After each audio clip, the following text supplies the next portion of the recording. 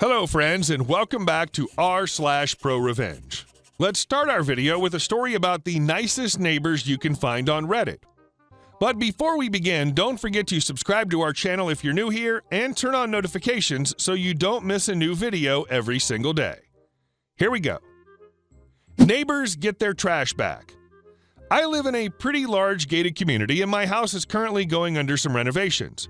As with any renovations, you get junk that needs to be thrown out, so my parents decided to get one of those big containers that can be taken and put on the back of a truck.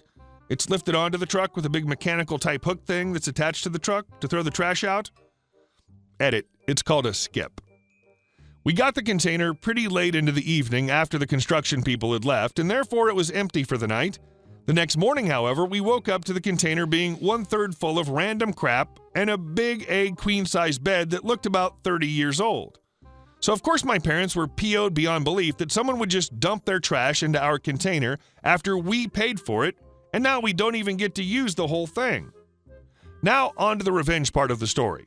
As I was looking into the container, staring in disbelief, when I saw something sticking out one of the trash bags, lo and behold, it was a letter with the perpetrator's address.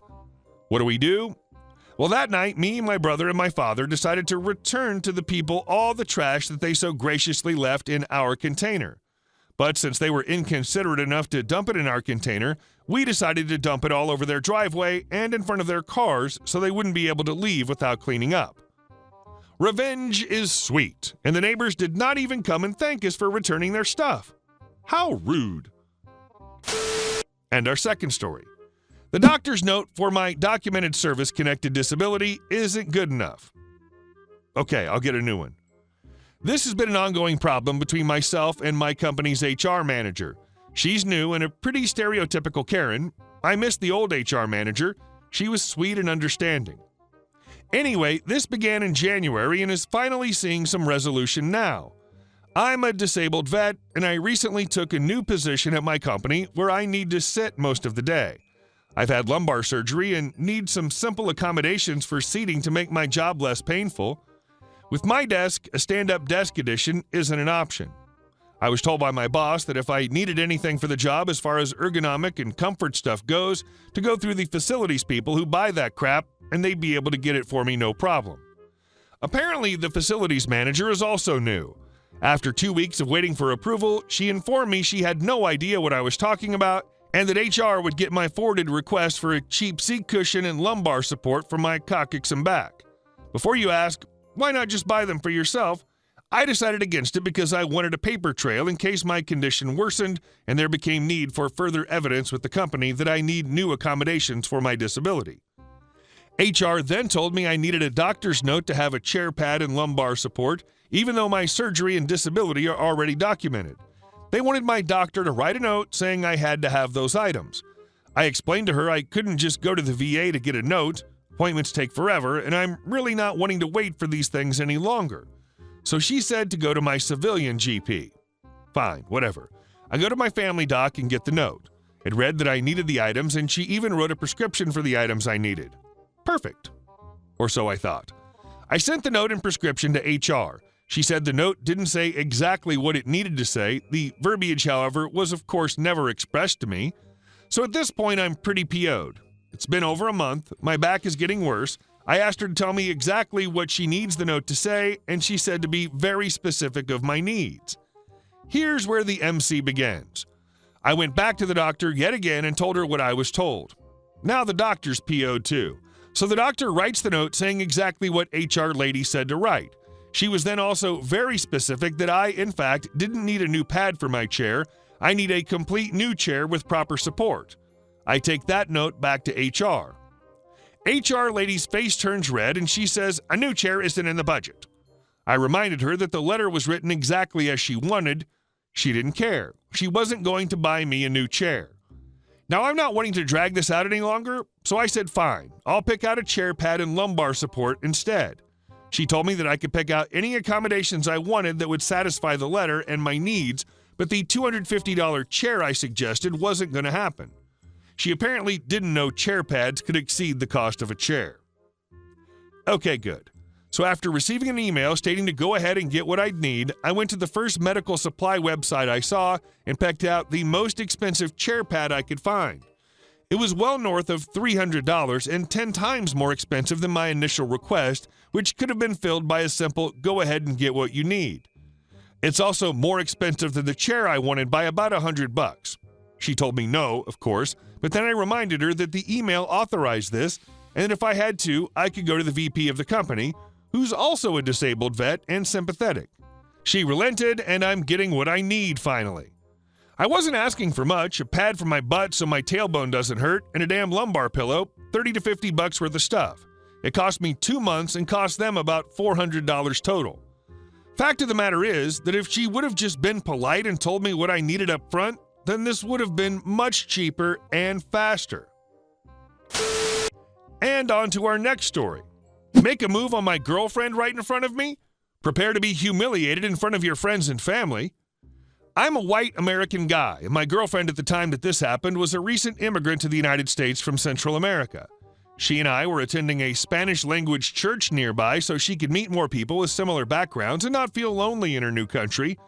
We also started attending a Spanish-language small group Bible study a few blocks down the street from where I lived at the time, which was made up of other members of the same church. Also attending the Bible study was a very nice family consisting of a husband, wife, and 3 sons. The oldest son was about 14 years old. The second time we attended the Bible study together, this kid made a point of coming up to my girlfriend 3 different times in a few minutes and gave her a kiss on the cheek to say goodbye. This is common in Latin culture, of course, but also, I was not ignorant of what was going on. He's a hormonal teenager who took a liking to my girlfriend and used the goodbye excuse to make his move. I watched him thread his way through the whole crowd multiple times to get close to her, and oddly enough, didn't feel the need to give any goodbye kisses to the less attractive women attending the Bible study. What's worse is that my girlfriend was clearly digging this attention. As our relationship went on in the future, I began to suspect that she might have a thing for teenage boys, despite being twice their age. If she ever gets a job as a school teacher, she'll probably make the news one day for getting caught in a broom closet with a high school senior or something.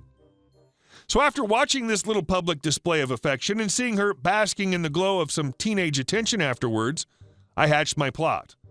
The following Sunday, we attended the morning service and sat in our usual spot, which was coincidentally right beside this kid and his parents. His friends, including several cute girls around his age, always sat right behind them. So we were surrounded by his friends and family at this point. I allowed my girlfriend to move into the front row, so she would sit beside him. Just as I suspected, he made his move, leaning in to kiss her on the cheek and say hello, which set her to blushing. Then I struck. I leaned around behind her to give him a firm man-to-man handshake. As soon as I got a hold of his hand, I pulled him towards me and leaned in as if I was going to give him a kiss on the cheek as well. Just another ignorant gringo trying and failing to assimilate into Latin culture. He recoiled immediately before I made any skin-to-skin contact and jerked his hand away from mine. All the girls and boys sitting behind us started giggling and whispering since they'd seen it all. He was so embarrassed that he leaned forward in his seat and put his head between his knees. His mother was sitting beside him and tried to comfort him by rubbing his back and neck. He threw a minor tantrum and shrugged her hand away, which set the girls to laughing even more. My girlfriend stared daggers at me for embarrassing her new boy toy, and I got all wide-eyed and asked her what just happened, since apparently we're all in a kissing mood that morning, and I was just joining in. We kept going to the church and Bible study after that, and the kid never crossed me again. Mission accomplished. And our last story, angry neighbor and village codes. Edit. My village is called a village despite its size because it's incorporated as a village. It's called a village by Wikipedia.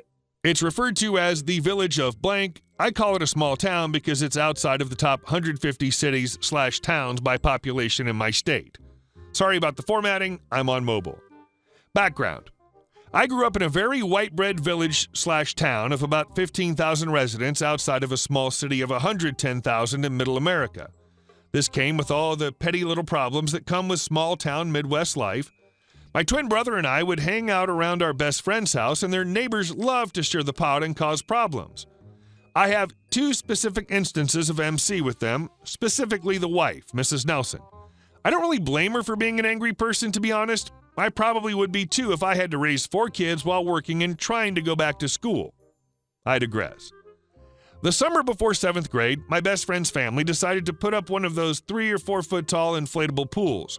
Our town has a code where any yard containing a pool must be completely enclosed in a minimum 5 foot tall fence.